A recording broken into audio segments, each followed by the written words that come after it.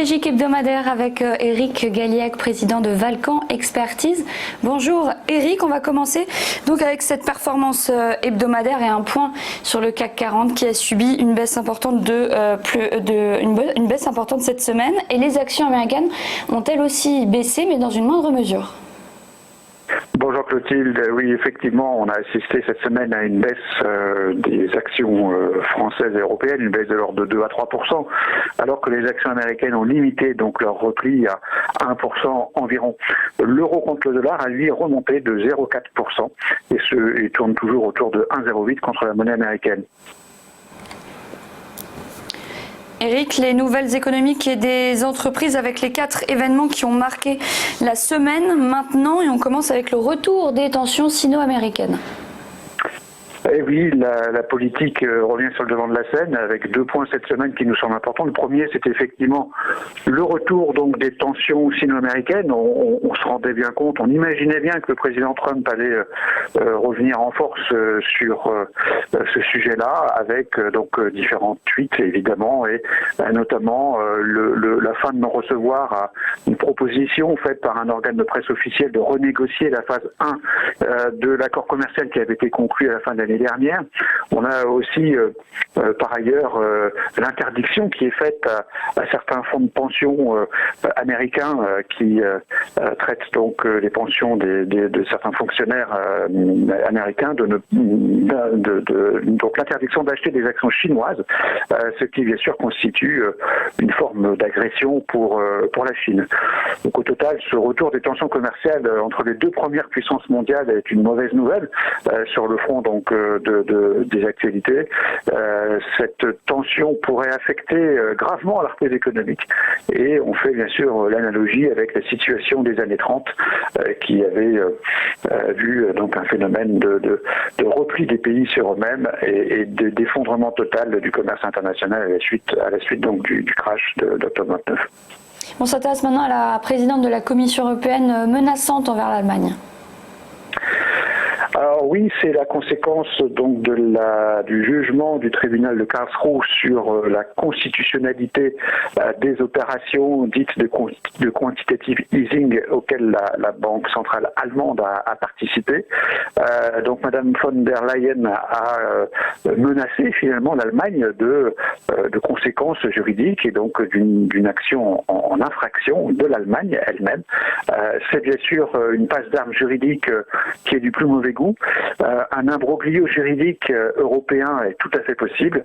Il pourrait donc affaiblir durablement la construction européenne et motiver des attaques des marchés financiers contre l'euro et bien sûr contre la dette des pays du Sud. Un mot maintenant sur la chute de la production industrielle européenne.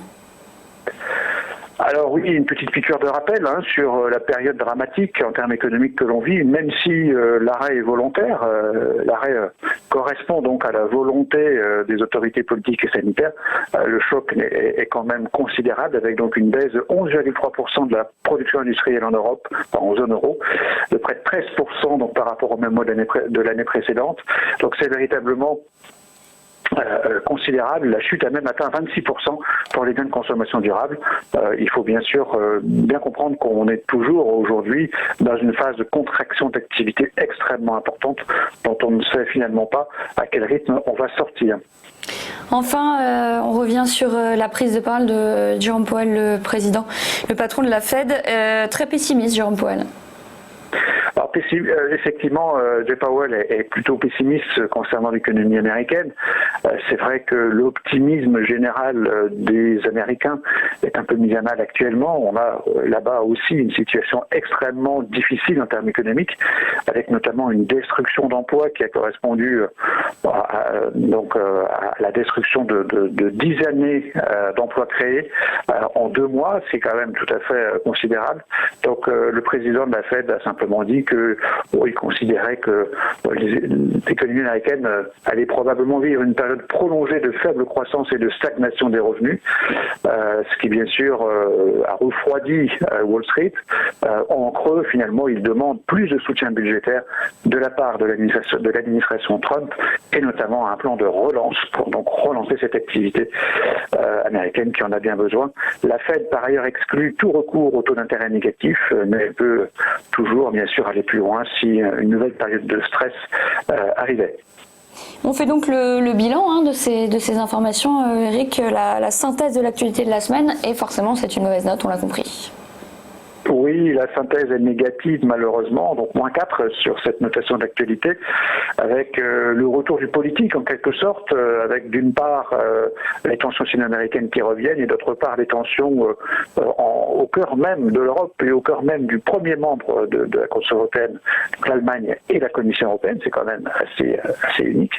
Et puis en termes économiques, donc la chute de la production industrielle européenne et monétaire, le pessimisme donc de la Fed quant à l'activité économique. Donc -4 pour cette semaine. Et pour finir, quelles recommandations de Valcan Expertise cette semaine ? Alors nous étions la semaine dernière revenus, je dirais, pendant quelques jours à une position neutre, c'est-à-dire qu'on est passé de la situation la plus investie possible à la situation neutre. Donc on avait baissé de 2 crans donc notre proposition donc d'investissement action relativement donc au CAC 40 qui avait atteint 4600 points, on peut le rappeler, donc dans le courant de la semaine précédente. Donc la bourse a baissé d'une façon significative, c'est une baisse de l'ordre de 6-7% par rapport à ses plus hauts.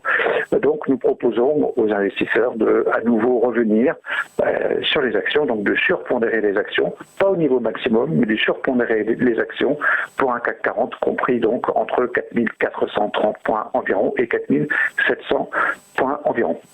Merci beaucoup Eric Galliègue. À suivre le point sur la Bourse de Paris. Restez bien avec nous.